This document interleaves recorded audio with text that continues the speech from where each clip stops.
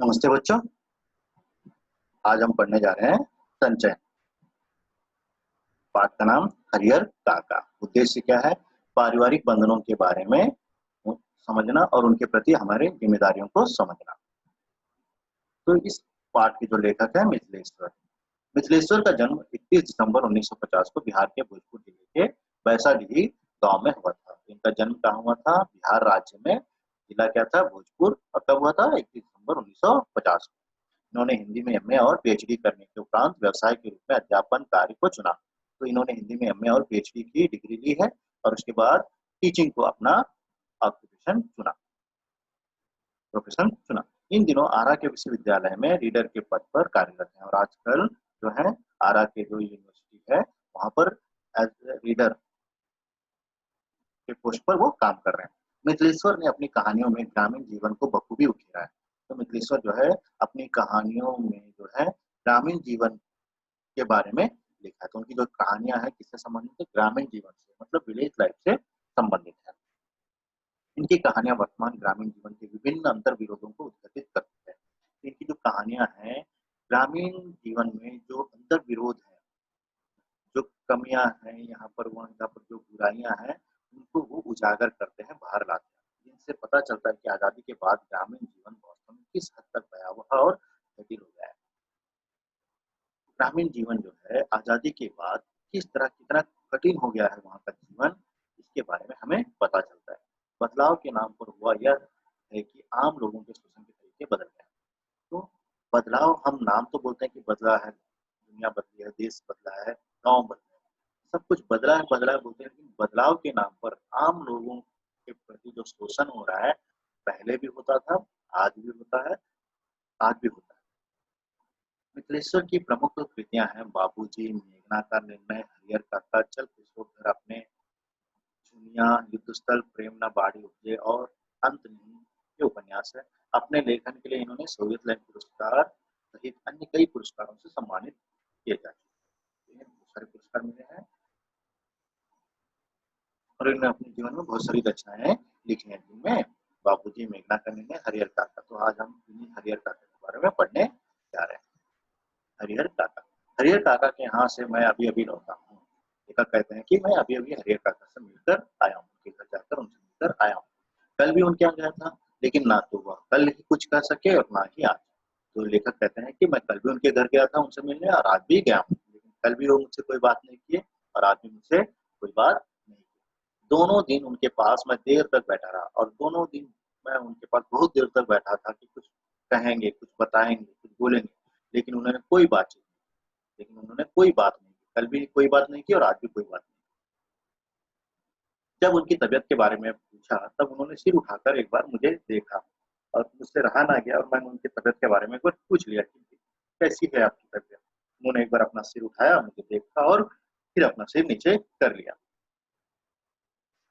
जब उनकी तबीयत के बारे में पूछा तब उन्होंने सिर उठाकर एक बार मुझे देखा, फिर सिर झुकाया तो दोबारा मेरी ओर नहीं देखा। हालांकि उनकी एक ही नजर बहुत कुछ कह गई। हाँ, लेकिन जब उन्होंने मुझे सिर उठाकर देखा और फिर मुंह नीचे कर लिया तो उनकी नजर ने मुझे बहुत कुछ बचा दिया कि वो किसी मुसीबत में है, किसी परेशानी में है। जिन यंत्रणाओं के बीच वह गिरे थे और जिस मनस्थिति में जी रहे थे उसमें आंखें ही बहुत कुछ कह रही थी। वो खोलने की जरूरत नहीं पड़ती। यंत्रणाओं माने यातनाएं, कष्ट, क्लेश। जिस दुख से वो परेशान है, जिस क्लेश से वो परेशान है, जिन कष्टों से वो गुजर रहे हैं, ऐसे समय में लोगों को मुंह से बताने की कोई आवश्यकता नहीं होती, सिर्फ उनकी आंखें ही बता देती।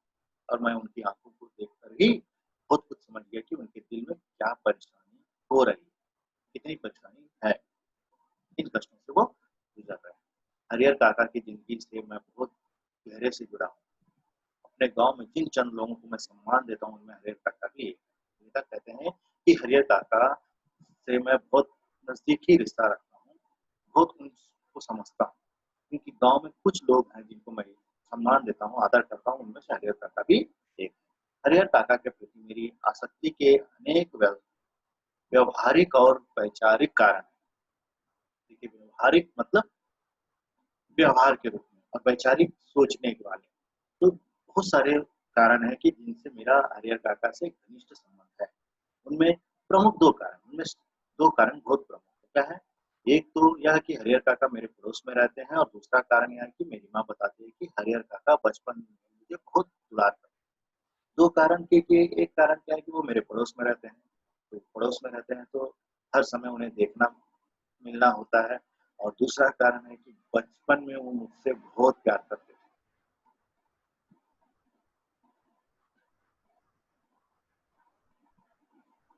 अपने कंधे पर बैठाकर घुमाया करते थे। एक पिता अपने बच्चे को जितना प्यार करता है, उससे कहीं ज़्यादा प्यार हरिहर काका मुझे करते हैं। तो बचपन में वो मुझसे कैसे प्यार करते थे, वो मुझे अपने कंधे पर बिठाकर घुमाया करते थे। गाँव-गाँव गाँव में पूरे घुमाया करते थे। एक पिता अपने बच्चे को जितना प्यार करता है, उससे कहीं ज़्यादा वो मुझसे प्यार करते। और जब मैं अब सयाना हुआ तब मेरी पहली दोस्ती हरिहर काका के साथ। ये सिर्फ बचपन की बात नहीं है और जब मैं थोड़ा बड़ा हुआ तो मेरी जो दोस्ती भी जो है पहली दोस्ती जो है वो मेरे हरिहर काका के साथ हुई। तो मेरा पहला दोस्त हरिहर काका ही बने, जिनसे मैं अपनी सारी बातें बताता था। हरिहर काका भी अपनी सारी बातें मुझसे बताते थे। हरिहर काका ने भी जैसे मुझसे दोस्ती के लिए ही इतनी उम्र तक प्रतीक्षा की थी। और हरिहर काका की आयु तो बहुत ज़्यादा थी, लेकिन इतनी उम्र तक वो मेरी दोस्ती के लिए ही रुके हों ऐसा लगता था। माँ बताती है कि मुझसे पहले गाँव में किसी अन्य से उनकी इतनी गहरी दोस्ती नहीं हुई। माँ मुझे बताती है कि जितना तुमसे वो घुल-मिल गए हैं, जितना तुमसे वो खेलते हैं, जितना तुमसे वो बैठते हैं, उतनी दोस्ती तो गाँव में किसी और से उनकी है भी नहीं। वह मुझसे कुछ भी नहीं छिपाते थे, खूब खुलकर बातें करते थे। हरिहर काका मुझसे कुछ भी नहीं छिपाते थे, अपनी पूरी बातें बताते थे, खूब खुलकर बातें करते थे। लेकिन फिलहाल मुझसे भी कुछ कहना उन्होंने बंद कर दिया। लेकिन अब तो परिस्थिति ऐसी हो गई है कि वो मुझसे भी कुछ बोल नहीं रहे। उनकी इस स्थिति ने मुझे चिंतित कर दिया है। जैसे कोई नाव बीच मझधार में फंसी हो और उस पर सवार लोग चिल्लाकर भी अपनी रक्षा ना कर सकते हों, क्योंकि उनकी चिल्लाहट दूर तक फैले सागर के बीच उठती-गिरती लहरों में विलीन हो जाने के अतिरिक्त कर ही क्या सकते हैं। उनकी दशा देखकर मुझे लगता है कि जैसे कोई नाव किसी समुद्र में फँस गई है, बीच मझधार में फँस गई है और वहाँ के जो लोग हैं, नाव में जो लोग हैं, वो चिल्ला-चिल्ला कर आवाज़ लगा रहे हैं कि बचाओ। लेकिन उनकी आवाज़ जो है समुद्र के किनारे तक पहुँचने वाली नहीं है, क्योंकि उनकी आवाज़ जो है लहरों के ध्वनि के कारण बीच में ही रुक जाती है। तो ऐसी परिस्थिति में घिरे हुए हैं हरिहर काका। वो तो सोच रहे हैं कि उस परिस्थिति से बाहर आ जाए, कोई उन्हें बचा ले, कोई उन्हें बाहर निकाले। लेकिन उनका जो दुःख है, वो दर्द है, किसी के समझ में नहीं आ रहा। मौन होकर जल समाधि लेने के अतिरिक्त कोई दूसरा विकल्प नहीं। तो उनके लिए एक ही विकल्प था कि मौन हो जाना। लेकिन मन इसे मानने को कतई तैयार नहीं। और लेकिन उनका मन ये नहीं मान रहा था कि मैं कैसे हार जाऊँ या कैसे मौन हो जाऊँ। जीने की लालसा की वजह से बेचैनी और छटपटाहट बढ़ गई। कुछ ऐसी स्थिति के बीच में हरिहर काका गिरे। तो जीने की लालसा तो है, जिसके कारण बेचैनी बढ़ गई है, छटपटाहट बढ़ गई है और इस स्थिति में हरिहर काका गिरे हैं कि वो ये सब दुखों से बाहर आना चाहते हैं और जीना चाहते हैं। लेकिन उनके अंदर जो है ये क्लेश, ये यातनाएँ इतने भर गए हैं कि वो अपनी बात जो है किसी से बता भी नहीं पा रहे। देखिए बचपन में हरिहर काका मुझे कंधे पर उठाकर कैसे घूमते थे, इस प्रकार लेखक बताया। हरिहर काका के बारे में मैं सोचता हूँ तो मुझे लगता है कि वह यह समझ नहीं पा रहे हैं कि कहें तो क्या कहें। जब मैंने 2 बार हरिहर काका से मिला तो मुझे ऐसा लगा कि हरिहर काका यह समझ नहीं पा रहे हैं कि वो बताना चाहें, क्या बताएँ? कहना चाहें तो क्या कहें? अब कोई ऐसी बात नहीं जिसे कहकर वो हल्का हो सके और उनके अंदर जो दुःख है, जो कष्ट है, वो इतनी छोटी भी नहीं है कि किसी को बता के उनके मन को हल्का कर दें। कोई ऐसी उक्ति नहीं है जिसे कहकर वो मुक्ति पा सके और ऐसा कोई उपाय भी नहीं है उनके पास कि उस उपाय को करके वो इस परेशानी से बाहर आ जाए। हरिहर काका की स्थिति में मैं भी होता तो निश्चय ही इस गूंगेपन का शिकार हो जाता। हरिहर काका किस मुसीबत में फँसे हैं, यह मुसीबत अगर मुझे भी आती, मैं भी उस मुसीबत में रहता, तो शायद मैं भी इसी तरह गूंगेपन का शिकार हो जाता, यानी मैं भी मौन हो जाता, किसी से कुछ नहीं कर पाता। हरिहर काका की इस स्थिति में कैसे हम ये कौन-सी स्थिति है? इसके लिए कौन ज़िम्मेदार है? ये सब बताने से पहले अपने गाँव का और ख़ासकर अपने गाँव की ठाकुरबाड़ी का संक्षिप्त परिचय मैं आपको दे देना उचित समझता हूँ, क्योंकि उसके बिना तो यह कहानी अधूरी ही रह जाएगी। अब लेखक बताते हैं कि हरिहर काका किस स्थिति में हैं, कौन-सी वो मनोदशा से वो गुज़र रहे हैं, इसके लिए ज़िम्मेदार कौन-कौन है? यह सब बताने से पहले लेखक बताते हैं कि उन्हें अपने गांव और उस गांव के ठाकुरबाड़ी के बारे में परिचय देना चाहिए, क्योंकि वह उसके बिना तो जो कहानी है वो अधूरी रह जाएगी। तो पहले हम उसके परिचय को जान लेते हैं कि वो गांव क्या है, कैसा है, और उस गांव की ठाकुरबाड़ी का क्या विशेषता है। मेरा गांव कस्बाई शहर आरा से 40 किलोमीटर की दूरी पर है। तो लेखक जी का या हरिप्रकाश जी का जो गांव है वो शहर है, आरा। कौन सा शहर है? बिहार में आरा एक शहर है, उस शहर से 40 किलोमीटर दूरी पर उनका गांव, हसन बाजार बस स्टैंड के पास। तो उस गांव के पास एक बस स्टैंड पड़ता है, उस बस स्टैंड का नाम है हसन बाजार। गांव की कुल आबादी 2500-3000 होगी। तो जो गांव की कुल आबादी है 2500-3000, 2500 से 3000 लोग होंगे। गांव में 3 प्रमुख स्थान है। उस गांव में मुख्यतः 3 प्रमुख स्थान है, मतलब 3 इंपॉर्टेंट प्लेसेस। गांव के पश्चिम के किनारे बड़ा सा तालाब है। तो गांव के जो वेस्ट साइड में है एक बड़ा सा तालाब है। गांव के मध्य में स्थित बरगद का पुराना वृक्ष है, और गांव के जो बीचों बीच है बरगद का एक बहुत बड़ा पुराना वृक्ष है, पेड़ है। और गांव के पूरब में ठाकुर जी का विशाल मंदिर, जिसे गांव के लोग ठाकुरबाड़ी कहते हैं। और गांव के पूरब में ईस्ट साइड में एक मंदिर है, विशाल मंदिर है, जिसे लोग गांव का ठाकुरबाड़ी कहते हैं। तो वहां के मंदिर को हम ठाकुरबाड़ी के नाम से जानते हैं। गांव में इस ठाकुरबाड़ी की स्थापना कब हुई, इसकी ठीक ठीक जानकारी किसी को नहीं। तो ये गांव में जो ठाकुरबाड़ी थी इसकी स्थापना कब हुई है, इसकी जानकारी किसी को मालूम नहीं। हाँ, वह एक है कि वर्षों पहले जब यहाँ गांव पूरी तरह बसा भी नहीं था, कहीं से एक संत आकर इस स्थान पर झोपड़ी बनाकर रहने लगे। तो इस बात से हमें यह पता चलता है कि वर्षों पहले गांव पूरी तरह से बसा भी नहीं था, तो कहीं से एक संत आया था, वहां इस स्थान पर जहाँ आज ठाकुरबाड़ी है उस स्थान पर एक छोटा सा झोपड़ी बनाकर रहने लगा। वह सुबह शाम वहाँ ठाकुर जी की पूजा करते थे, लोगों से मांगकर खा लेते थे और पूजा पाठ की भावना जागृत करते थे। उनका काम था क्या, सुबह शाम ठाकुर की प्रतिमा रखे और उसकी पूजा पाठ करने लगे। लोगों से भीख मांग खा लेते थे, भिक्षा मांगकर खाते थे और पूजा पाठ की भावना जागृत करते थे। बाद में लोगों ने चंदा करके ठाकुर जी का एक छोटा सा मंदिर बना। तो उस संत के गुजरने के बाद लोगों ने चंदा इकट्ठा किया और उस छोटे से झोपड़ी को मंदिर का रूप दे दिया, और वहां एक छोटा सा मंदिर बन गया। जैसे जैसे गांव बसता गया आबादी बढ़ गई, तो धीरे धीरे वो गांव बस रहा था, लोगों की संख्या बढ़ रही थी, जनसंख्या बढ़ रही थी गाँव की। तो गांव की आबादी बढ़ रही थी, गांव बस रहा था, तो मंदिर के कलेवर में भी विस्तार होता गया। मंदिर का जो क्षेत्रफल है उसमें भी विस्तार होने लगा, वो भी बढ़ रहा था। क्यों बढ़ रहा था? लोग ठाकुर जी को मनौती मानते हैं कि पुत्र हो, मुकदमे में विजय हो, लड़की की शादी अच्छे घर पे तय हो, लड़के को नौकरी मिल जाए। फिर इसमें जिनकी सफलता मिलती है वो खुशी में ठाकुर जी पर रुपये जेवर अनाज चढ़ाते हैं। तो लोग जो है उस मंदिर, उसको छोटा सा मंदिर, उस मंदिर को पवित्र मानते हैं, और उसको यह मानते हैं कि वहां पर जो भी मन्नत मांगे तो वो मन्नत पूरी होगी। तो लोग जो है मन्नत मांगते थे कि घर में जो बेटी की शादी हो जाए, बेटे को नौकरी मिल जाए, तरह तरह की मन्नतें मांगती थी। और वो मन्नतें जब पूरी होती थी तो लोग जो है पैसे, रुपये, जेवर, अनाज उस मंदिर के नाम पर चढ़ाते थे। इससे उस मंदिर का विकास होने लगा। अधिक खुशी होती तो ठाकुर जी के नाम पर अपने खेत का एक छोटा सा टुकड़ा लिख देते।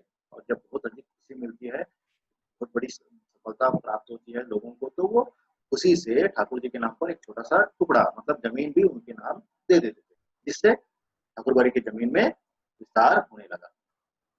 यह परंपरा आज तक जारी है। तो यही परंपरा आज तक चलती आ रही है। अधिकांश लोगों को विश्वास है कि उन्हें अच्छी फसल होती है तो ठाकुर जी के कृपा से।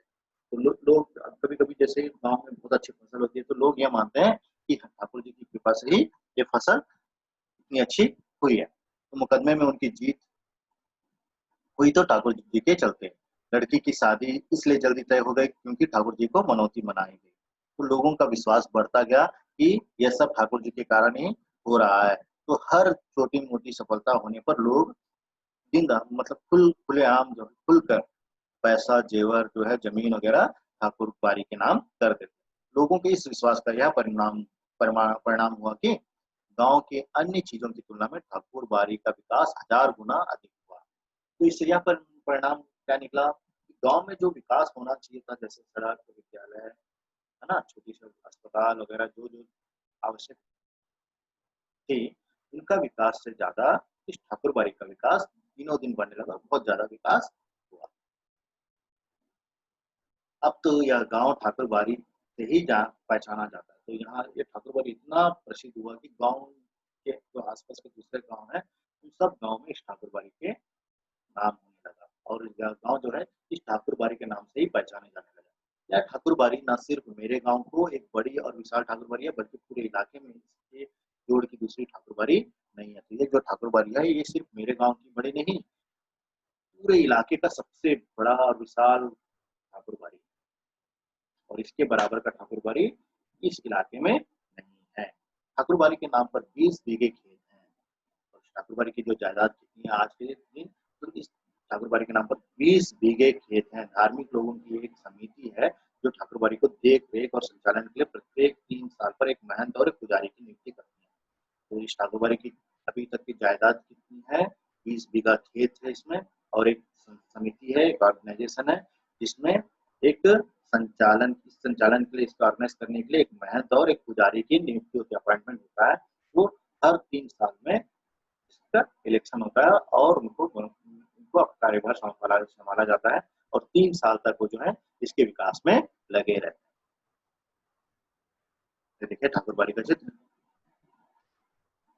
ठाकुरबाड़ी का काम लोगों के अंदर ठाकुर जी के प्रति भक्ति भावना पैदा करना तथा धर्म से विमुख हो रहे लोगों को रास्ते पर लाना है।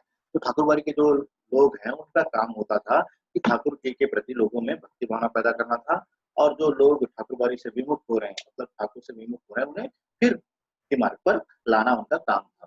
ठाकुरबाड़ी में भजन कीर्तन की आवाज बराबर गूंजती रहती है। गाँव जब भी बाढ़ या सूखे की चपेट में आता है, ठाकुरबाड़ी के अहाते में तंबू लग जाता है।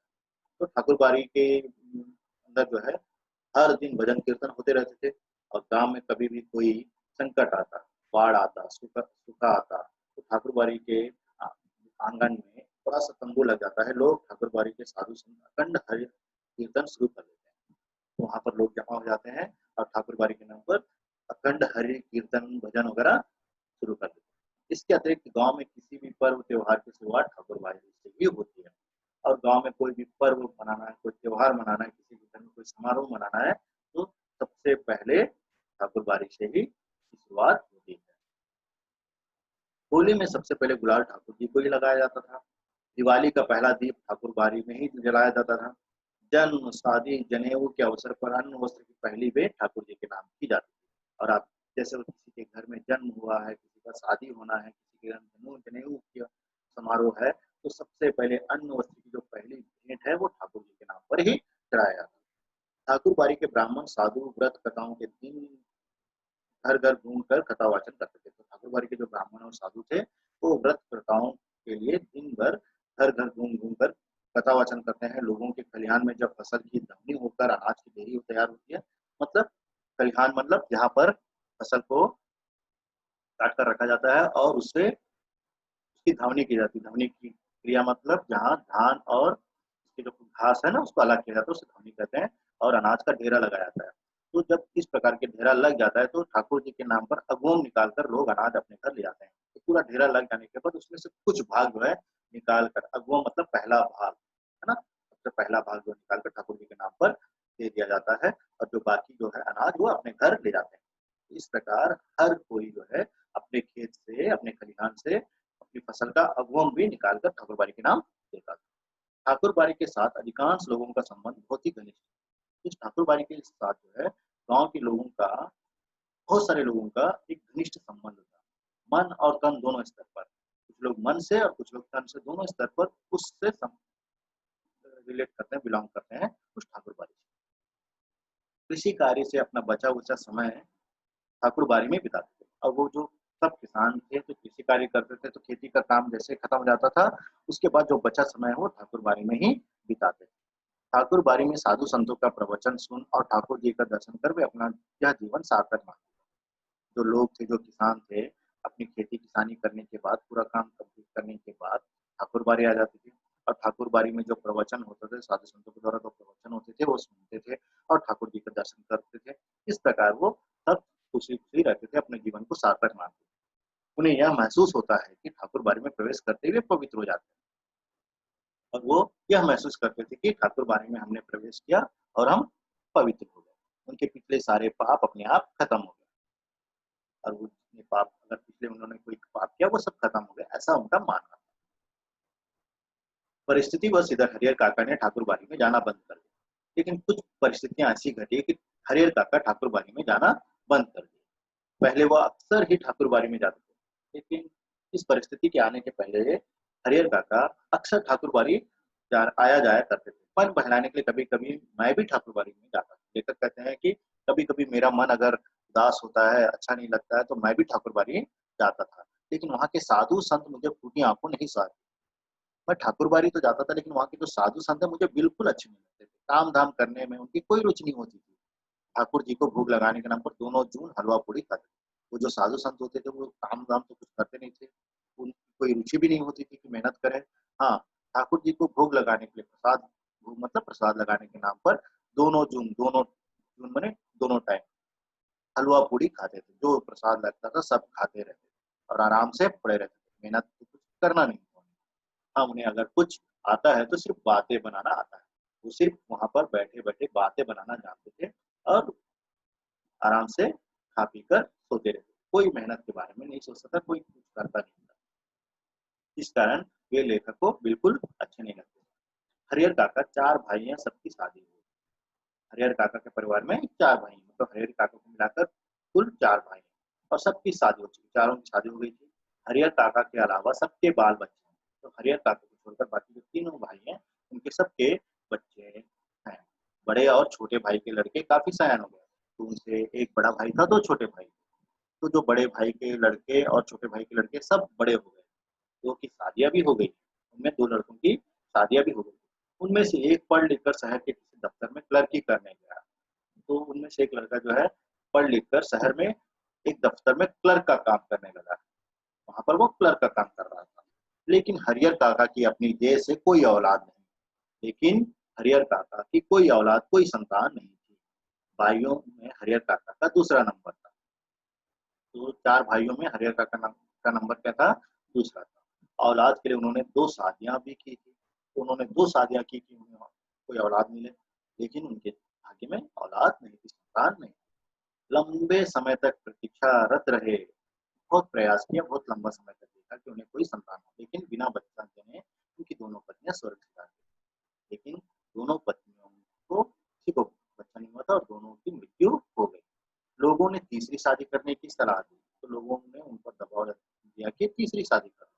लेकिन अपनी गिरती हुई उम्र और धार्मिक संस्कारों की वजह से हरिहर काका ने इनकार कर दिया। लेकिन वो जानते थे कि उनकी उम्र अब बढ़ रही है और उनके कुछ संस्कार हैं, उन संस्कारों की वजह से उन्होंने लोगों की बातों में नहीं आया और इनकार कर दिया कि अब वो शादी नहीं करेंगे। वह इत्मीनान और प्रेम से अपने भाइयों के परिवार के साथ रहने लगे। उन्होंने सोचा कि मेरा इतना बड़ा परिवार है, मेरे भाई हैं, तो मैं प्रेम से इनके साथ रह लूंगा। तो ये प्रश्न उत्तर है, हरिहर काका कौन है? तो हरिहर काका लेखक के पड़ोसी हैं। लेखक के बचपन में हरिहर काका से उनके कैसा संबंध था? लेखक का बचपन में हरिहर काका संबंध बहुत घनिष्ठ संबंध था। लेखक को बचपन में हरिहर काका अपने कंधों पर उठाकर घुमाया करते थे और उनसे इतना प्यार करते थे कि जैसे पिता जो है अपने संतान से करता है, उससे कहीं ज्यादा जो है वो लेखक को प्यार करता है। हरिहर काका के परिवार के पास कुल कितने बीघा खेत थे? हरिहर काका के परिवार के पास 60 बीघा खेत था। गांव में ठाकुरबाड़ी की स्थापना किसने की? गांव में बहुत समय पहले, जब गांव पूरी तरह बसा भी नहीं था, तो कहीं से एक संत आया था, साधु आया था, वहां पर एक झोपड़ी बनाकर रहने लगा और वो दिन भर क्या करता था? पूजा पाठ करता था, गांव वालों से कुछ मांगकर खा लिया करता था। कुछ समय बाद उसकी मृत्यु हो जाने के बाद उसी स्थान पर लोगों ने एक मंदिर का निर्माण किया। इस प्रकार ठाकुरबाड़ी की स्थापना हुई। ठीक है, आज के लिए इतना। दूसरा भाग अगली कक्षा में देखेंगे।